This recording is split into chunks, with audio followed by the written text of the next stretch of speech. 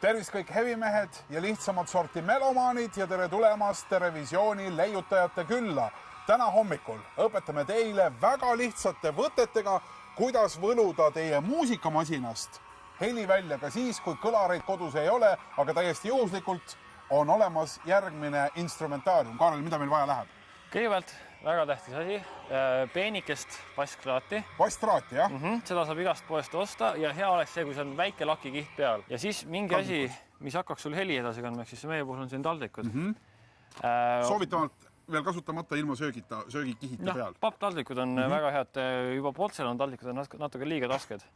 Siis soovitatavalt ka multimeeter. Sellepärast, et kui sa ehitad oma kõlari, siis sa ei tea täpselt, mis selle takistus võib olla.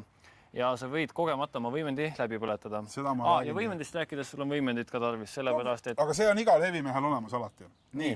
Siis sellised väiksed asjad veel, püstoliliim, jootmisvahendid, paberid, juhtmeid ja siis mõned natukene vinskemad paberid. No selline pool papppaber, mis oleksid siis vedrude eest. Sõbra visiitkaart, kes enam selles ametikohas ei tööta, vaid on läinud tööle kuskile mujale. Hakka pihta. Võtan paar väikest neodüüniummagnetit.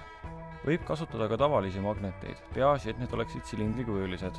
Lõikan paberist välja 3 paberlipikut ja rullin magnetid nende sisse. Kui kõik 3 kihti on peale pandud, siis kuuma liimipüstoliga liimin selle pabertaldriku külge. Nüüd võtan võimalikult peene mähise traadi ehk lakitud vasktraadi.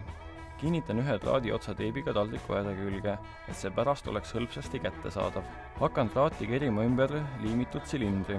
Mida rohkem traati on peale keritud, seda efektiivsem on kõlar. Kui olen piisavalt traati kerinud, siis fikseerin keritud traadi teibiga, et see hargnema ei hakkaks. Nüüd eemaldan magnetid paberi seest ning eemaldan 2 paberlipikut seestpoolt. Kolmandat mitte puutuda, sest siis hakkab traat hargnema. Võtan 3 paksemast paberist tehtud lipikut. Visiitkaardid sobivad selleks hästi ja voldin need 4, et neid saaks kasutada vedruna. Liimin need kaadervärgi külge. 2 taldriku ääre külge kinnitatud basktraati joodan kõlari juhtmetele külge.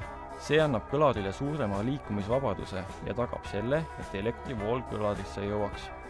Ise tehtud kõlaril on soovitatav kontrollida ka kõlari takistust, sest kui võimendile taha panna liiga väikse takistusega seade, siis on oht jäädavalt kahjustada oma võimendit.